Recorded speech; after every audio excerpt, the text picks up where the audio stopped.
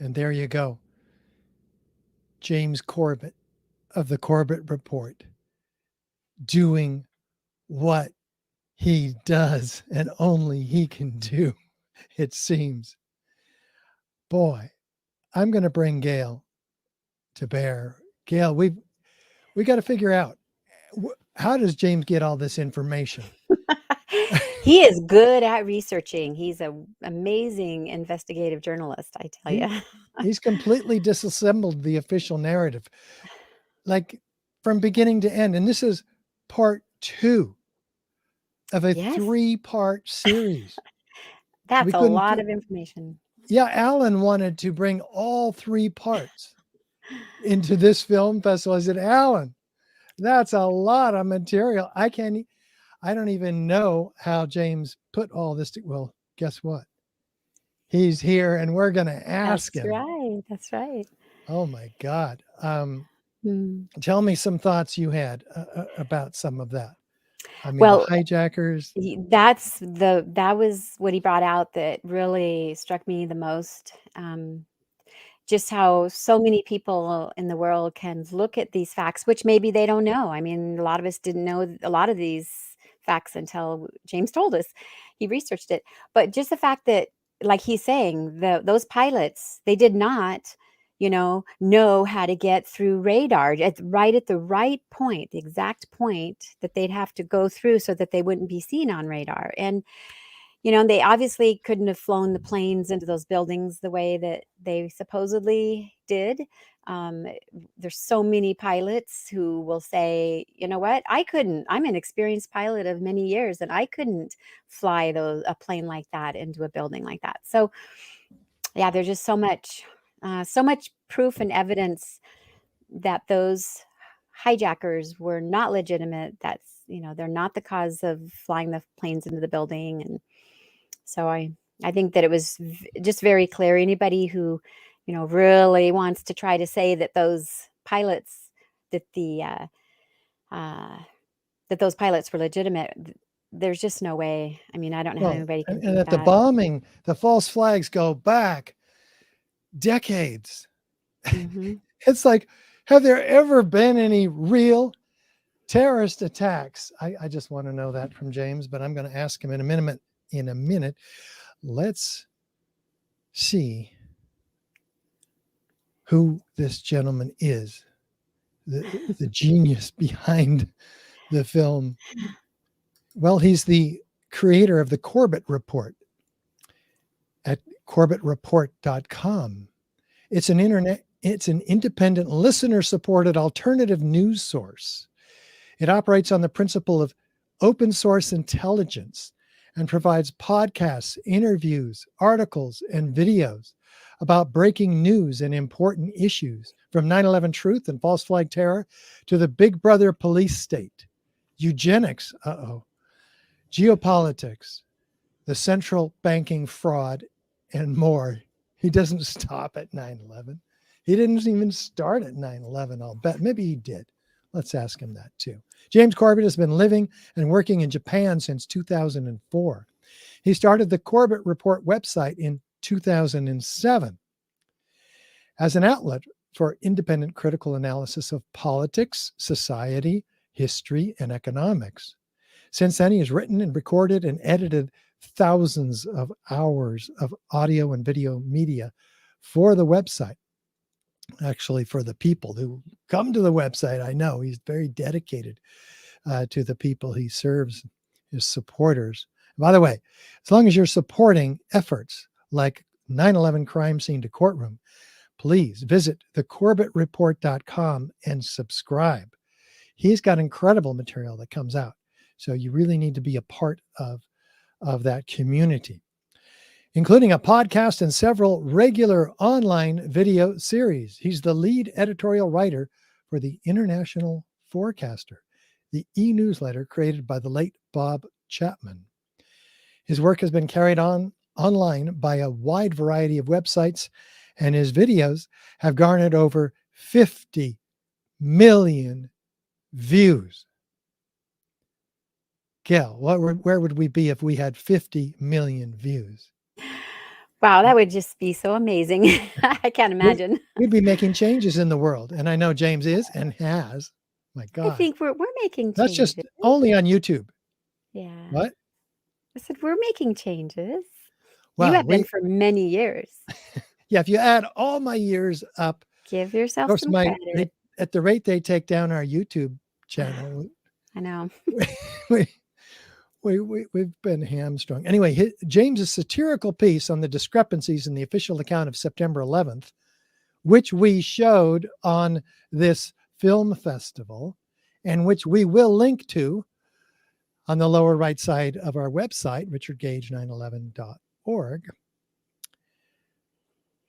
is 9/11 a conspiracy theory? It was posted on the web of September 11th in 2011. It's been viewed itself nearly 3 million times. Ladies and gentlemen, please welcome Mr. James Corbett.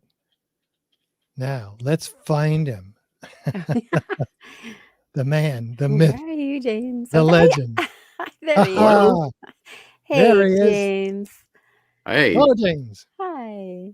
good to see you again, Richard. You're And looking and good. Gail, just the other day I Gail. was talking to Richard about the fact that I really appreciate your input to the Richard Gage Unleashed podcast as well. So Aw. it's good to see you here today. Thank you, James. That's so sweet. Good to see you. Wonderful to see you. What did we just watch, James?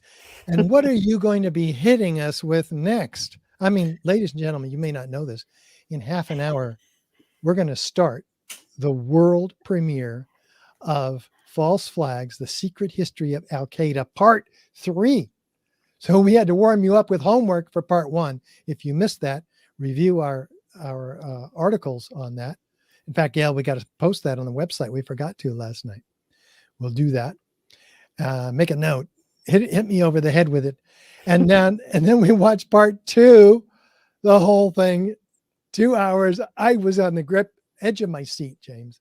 I mean, I was blown away. I mean, what the FBI infiltrated the 93 bombers.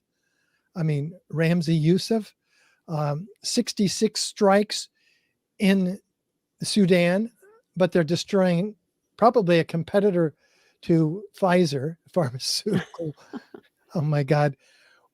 James, I'm worried and scared actually after seeing this film about how much control they have, not only over their nefarious activities, but about their ability to cover them up. Later, I'll ask you, how do we handle this? How do we overcome it? James, I'm turning it over to you. Well, thank you very much for that. Thank you for helping to spread the word about this information, because I think that's probably the most important part of what I'm doing and what I'm attempting to do here. As I hope you can appreciate, if you have gone through Part 1 of this documentary, which is Origin Story, basically taking a brief glance, although it ends up being over an hour long, but a brief glance at the history of the use of Muslim extremism as a geopolitical toy, essentially, by the players of the British Empire and now the American Empire, and the creation of Al-Qaeda out of the aftermath of the 1980s Soviet-Afghan war. And then Part 2, 9/11, which is, of course, all about the Al-Qaeda buildup and attacks of the 1990s leading towards 9/11. And Part 3, the War of Terror, which is about to be unleashed upon the public. I hope people can appreciate this is essentially the culmination of, at this point, nearly over 15 years of research. Because as you intimated, just as you were about to bring me on, 9/11 really was, I think, where I started in on this alternative independent media venture that I am now engaged in. It was the issue that woke me up to the bigger realities of what's going on in the world. So I've been thinking about this, talking about it, and researching it for 15 years. And it is spilling forth in this 50,000 word documentary. It's 5+ hours of information. And believe it or not, it still doesn't encapsulate even a fraction of the story. This documentary could easily be twice as long. So I'm doing my best to try to condense it all. But wait a minute. I hope twice that as you long, understand and this is a data dump. you told me you had to leave out that BBC piece because you couldn't fit it in about Abbottabad, the neighbors of Osama bin Laden. Yeah, Oh my God. absolutely. There's a valuable and important information about the story that just literally will not fit into it, because part 3 is taking a look at the 21-year now history from 9/11 until the present time of the unfolding war, not the war on terror that was sold to the public, but the war of terror that was waged in the name of the events of 9/11, and that has been used, obviously, those events have been used to justify the past 2 decades plus now of ongoing invasions and brutality, geopolitical aggression around the world. And I really do think until we break the staff of that magic wand of the false flag terror events and the spell that they hold over the public, we can never really free ourselves from that ongoing war. So I think that's really our priority at this point. Gotcha. Tell us what's coming up then, because I'm already scared. I'm already uh, uh, quite nervous about what else I'm going to learn here tonight. Well, you are going to learn about the immediate aftermath of 9/11 and how the legal framework for the war of terror was laid in the immediate aftermath on the basis of, I wouldn't even say flimsy evidence and rather substanceless documents. They really were nothing. The governments provided nothing, and then said, "Look, we've got the definitive proof that this was Osama bin Laden, directed from his cave fortress in Afghanistan," and that was the carte blanche that was needed to really launch this war, quite literally. As people might know, NATO's Article 5, the Article 5 of the Washington Treaty, which is the founding charter of NATO, is the self-defense clause, the collective self-defense clause, whereby if any one member of NATO is attacked by an outside force, then NATO collectively will respond to that, and NATO will be mobilized for that. That was invoked for the one and only time in the wake of 9/11 in October of 2001. The North Atlantic Council was convinced by a presentation by Ambassador Frank Taylor that, oh, absolutely, this was Osama bin Laden from Afghanistan. Therefore, NATO has been mobilized and the war on Afghanistan was launched. As you will learn, that was total flimsy nonsense. The actual report that was given was laughable, if it was not so outrageous. And unfortunately, it just descends into even further farce from there with, of course, the invasion of Iraq, which I think we all know by now, even in the mainstream, it is quite openly understood and admitted was a complete and transparent fraud waged in the name of transparent lies that were, of course, propagated by that same mainstream media that now can say the mea culpa. Oops, we shouldn't have gone along with that weapons of mass destruction story. Oops. Oh well. Meanwhile, of course, not only the decimation and destruction of the country of Iraq, but then really setting the stage for the rise of the Islamic State, Al-Qaeda 2.0, as it were, which even the Defense Intelligence Agency was warning before it ever came together that it was going to happen, the creation of an Islamic State. And lo and behold, they let it happen, as I demonstrate in part 3. Also, I get into the video releases of the ghostly Osama bin Laden, who in 2001 was an old, decrepit, weary, aging, gaunt warrior being bombarded in Tora Bora, who literally couldn't even move his arm. It was paralyzed, but somehow not only managed to escape, but then continue to release video after video for years, looking younger and younger each time he did so, before finally being caught in that interesting raid in Abbottabad, which I do get into, but not in enough detail. As you point out, there are things that I had to leave out of that portion of the story.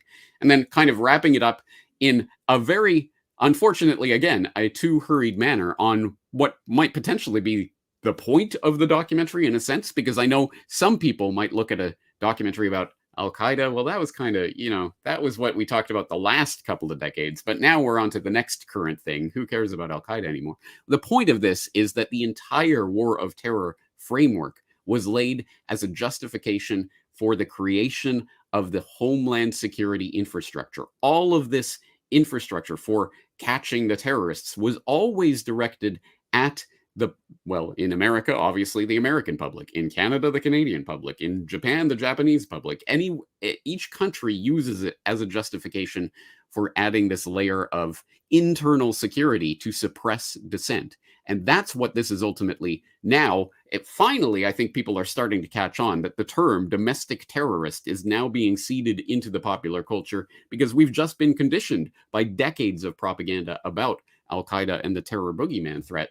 Well, we know what terrorism is, and now it's anyone who opposes the government in any way is a terrorist, and all of this infrastructure will now be wielded against those people, as people like myself and presumably yourself and many others in the 9/11 Truth Movement have been warning for decades at this point. This is not about Al-Qaeda. This is about you. And that is the point at which I arrive at the end of part 3. But as I say, that might be the most important part of the documentary. It ends up being squeezed into a few minutes because there is so much information in this. And one thing I really want to stress for people who are watching this, I know it's a lot of data. I mean, there's so much in here. You could watch it several times and still not quite get everything.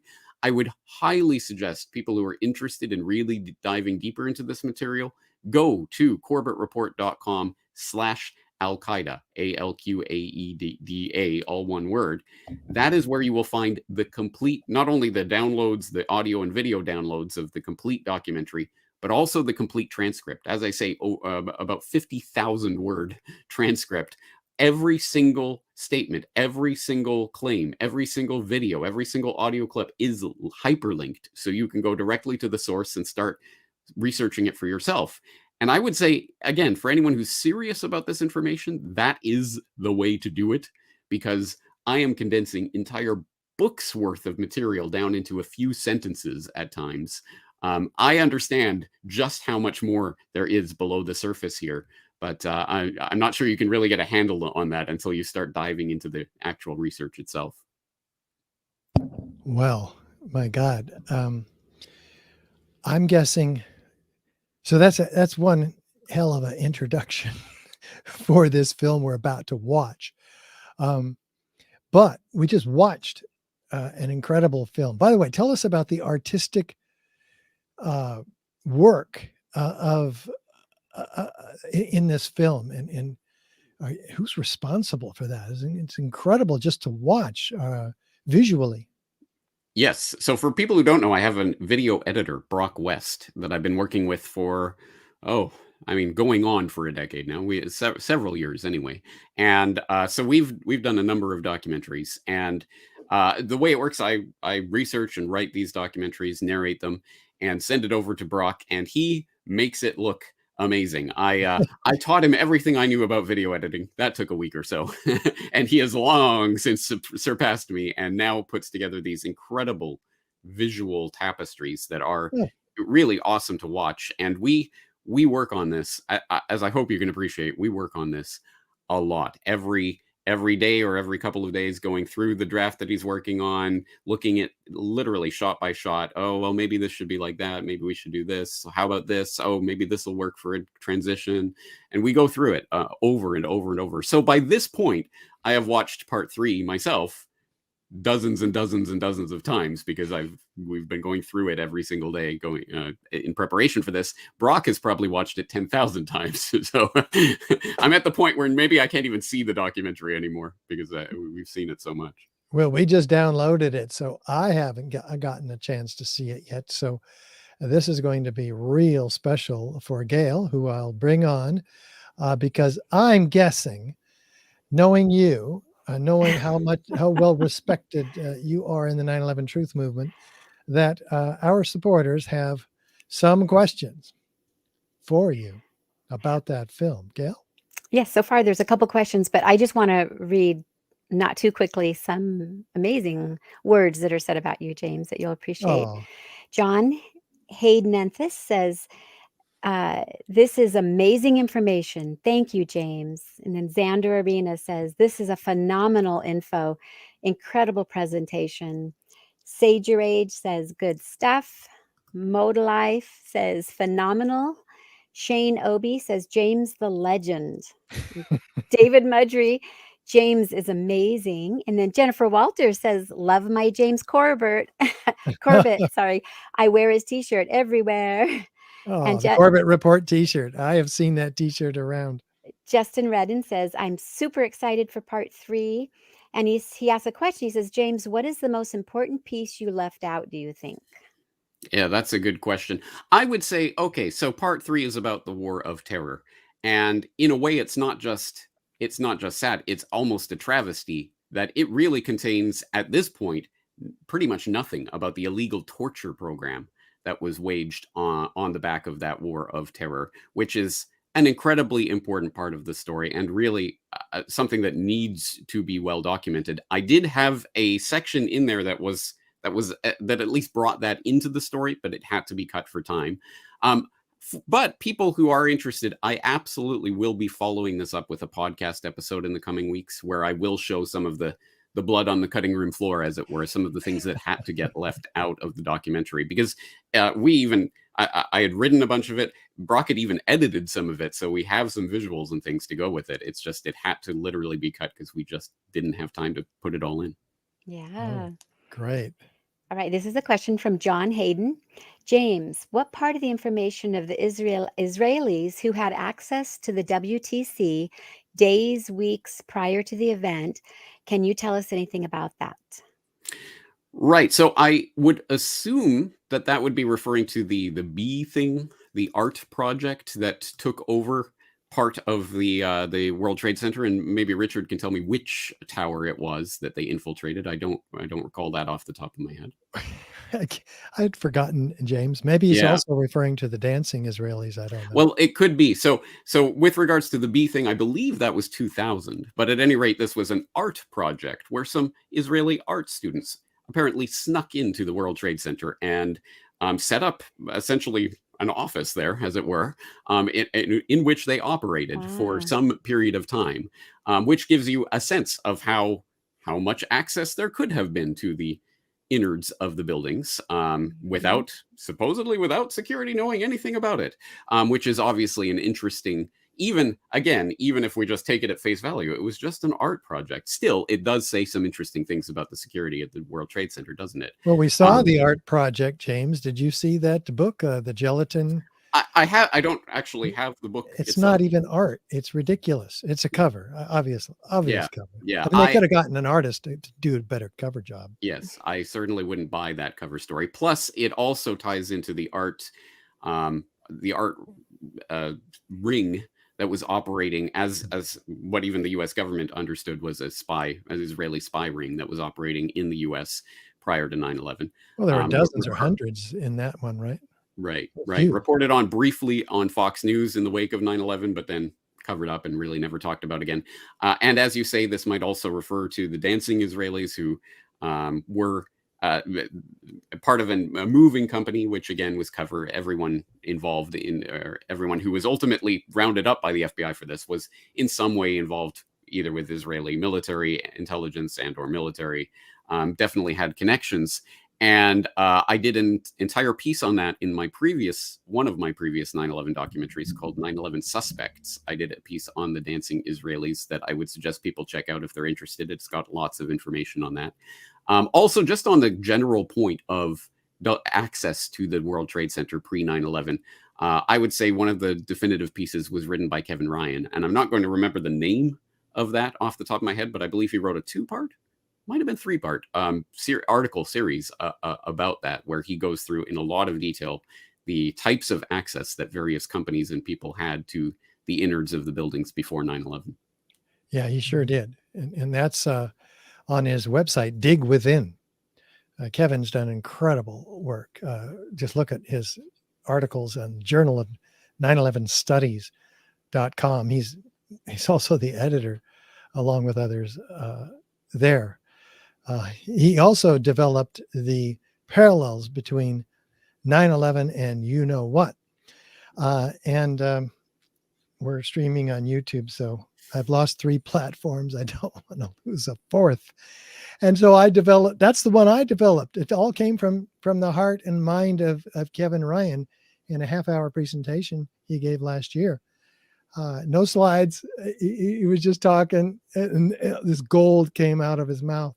So I wrote it all down and amplified it. And now we're running around the country because people want to know there's parallels between these operations. Well, that's exactly what part 2 we just watched was about.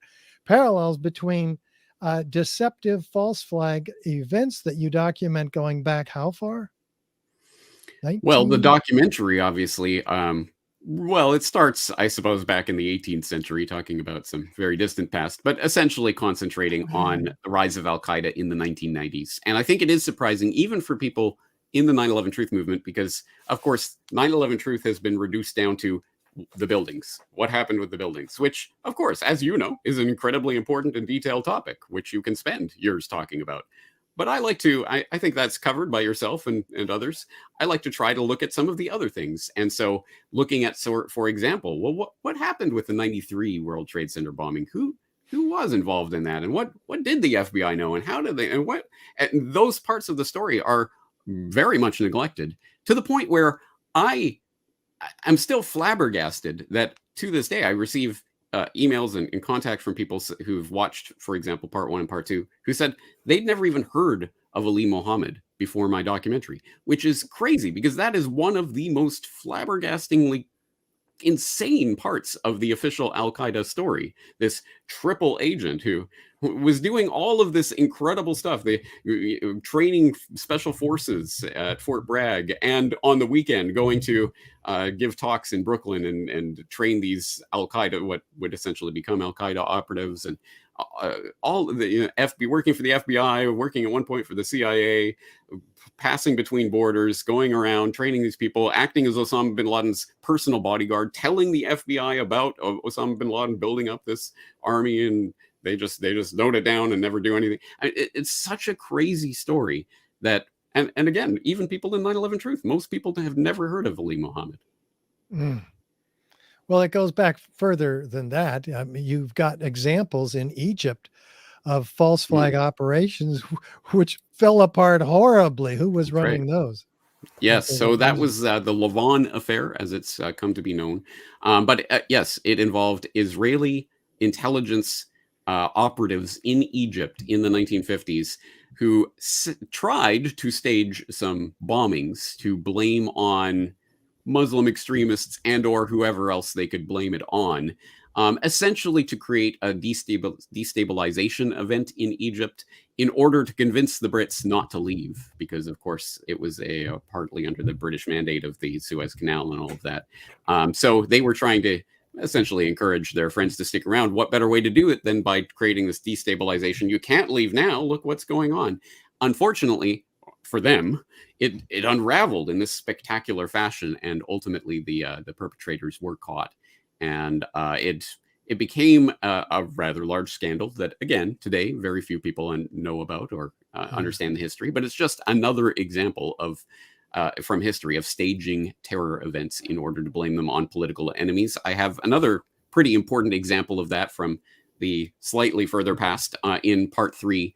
The War of Terror, where I talk, of course, about something that I'm sure a lot of people in 9/11 Truth know about, but not enough people in the general public, Operation Northwoods, the 1962 plan submitted by the Joint Chiefs of Staff to President Kennedy to stage terror attacks. I do, of course, bring up the specter of that plan, which in some of its aspects, like getting fake CIA created students listed as passengers on a passenger plane, taking the passenger plane on a trip that they were going to take and that would pass over Cuba, and then switching out the plane for a remote controlled empty plane that they would then fly over Cuba and broadcast radio messages of Mayday, Mayday, we're under attack, and then blow it up and say, look, it was the Cubans, which is a remarkable story for many different reasons, but of course also because of the eerie parallels of what happened just 39 years later.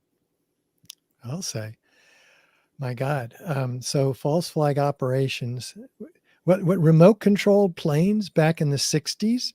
This is something most people don't know about. In fact, there has been remote controlled plane technology at least since the 1940s. And John F. Kennedy's older brother, Joseph Jr., was actually killed in, was involved in experiments with that type of technology. I believe it, off the top of my head, I believe it was called Operation Aphrodite.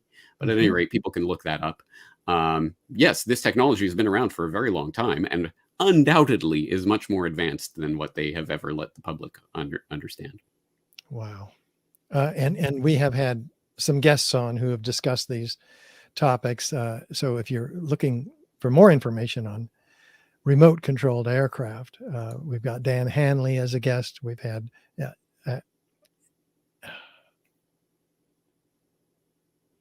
Robin? Aidan Monahan. Mm-hmm. Yes, What? right. And actually, Ricky DeSantis gave us an incredible array of in an airfield museum, remote controlled aircraft on the ground from, like you said, 1940s. I think the one from Aphrodite was actually there. They talked about it. So we learned a lot that day too. Gail, is there more for James? This is just a comment from Dalex Plym. Good morning, James. Thank you for all your wonderful productions, and say hi to Brock for me. Excellent. Well, I will do so because I am just about to join him in another live stream that I'm doing today, which will also be airing part 3. Yeah, I'm very busy Ah. today. So I'm so literally cool. just about to hop onto that next live stream. So I Yeah, have we to really go. But did. before I go, Yes, shameless bit of self-plug. please. I would say that this type of work, which again, I hope people, once they see it, can appreciate, does take an awful lot of time and energy. And I am blessed enough to be able to do this work full time because of the support of people out there who Yeah. are active, paying, subscribing members of my website. And I absolutely have to pinch myself every single day that this is possible. But here we are in the 21st century, and I'm podcasting for a living. So let's make the most of it. So if anyone does want to support this work, they can do so at corbettreport.com/members, and also at newworldnextweek.com. You can purchase that t-shirt that was referred to earlier, as well as, perhaps more importantly, the DVDs of various documentaries that I've done in the past. And although the Al-Qaeda documentary is not available on DVD yet, I do have some 9/11 related DVDs, including one that includes 9/11 Trillions and 9/11 War Games, which are 2 documentaries that I've released in the past. I think worth people's time and attention. Of course, all my work is available for free, as this documentary is, and so please make the most of it. If you want to support the work, I do appreciate that. And while we're on that topic, of course, from people who are watching from my own audience, 100%, I hope they're supporting this film festival and the production of the film. I'm sure you've been talking about it, but just for the sake of my listeners who might be tuning in, can you tell them about the film that you're working towards here? Absolutely. And it's 5:01 or 1 minute past the hour. Are you okay? Or do you want to? I've got about, well, actually, you know what? I should go, but please. I didn't want please to plug the film. make you late. And think about this on your way out the door. The FBI is creating terror, as you're about to document, as you have documented. Come back and tell us next time, how the hell do we deal with that? Yes, an important question, one I will be happy to talk about on Richard Gage Unleashed. Let's do it. Let's do it. That would be Thank you, my awesome. friend. It's so good to have you here and blessing us with this incredible, Thank you for sharing this information. As you know, I think this is incredibly important. So I'm glad there are still people out there who are sharing this and talking about it. Absolutely. Okay. You be well. Have a great podcast. Take care. Thank you, Bye. James. Bye-bye. Yep. Gail, he's given us permission to show the world premiere How exciting. of part 3 of Uh-huh. the false flags, the secret history of Al-Qaeda. But he also promised to come back and give us some solutions. I mean, when you got the FBI, the premier law enforcement organization in the world, perhaps, instigating terror, you got a big problem. Yes, we do. Now, what would you do? Boy, that's a tough one. Well, it depends if I know who the perpetrators were or not, or are. Yeah, So well, that's now the you do. whole. I think, unfortunately, James dropped a few bombs on us himself And we can't run from this information. You guys have to share this everywhere you go. Yeah, You know, because while you're, uh-huh. I was gonna say it's truth. It's true. It's our history. It's a very unfortunate, tragic history, but it is our history. Well, So much it's of going to this. be our future. You know, Hmm. if we don't all speak up about it. I mean, if Yep. everybody listening to this on the archive, particularly where it goes out thousands, BitChute, Rockfin, Rumble, Odyssey, et cetera, et cetera, et cetera. They're all on our website. In fact, just remind everybody our social media platforms. Yes, we are on of course, Facebook and Twitter and LinkedIn. Then we're on Substack. and Substack, yes, and Telegram, Odyssey, Rockfin, Rumble, Roku. Um, Gee Goodness whiz. gracious, I don't have the list in front of me. I should have it in front of me. Oh, Yeah, there's no, a that's, lot. yep. You'll find them all listed there on the website I was anyway. going to say they're all on the website, and they So have uh-huh. buttons you can click on to actually take you right to our platform on each one of those, Lots or and to lots our of account. buttons. Yeah, they're big buttons too. So yes, those are all the accounts we're on. Wow. Guess what?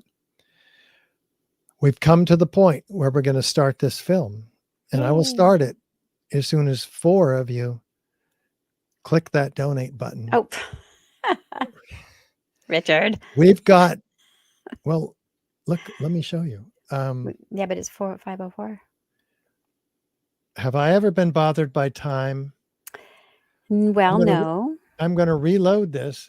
And guys, how far are we along without the checks that many of you have written for the extra donations of $100, $500, and $1,000? And thank you very much. We got notification of a couple of those already. We've got $12,600 of our $19,000 goal. Wow, Now, that's exciting. I'm very happy to have reached so far, but guess what? We got to reach farther. We got to reach deeper. And at the intermission, we'll show you how you can do just that. But we want to bring on the premiere of False Flags, Part 3, The Secret History of Al Qaeda. Previously on the Corbett Report.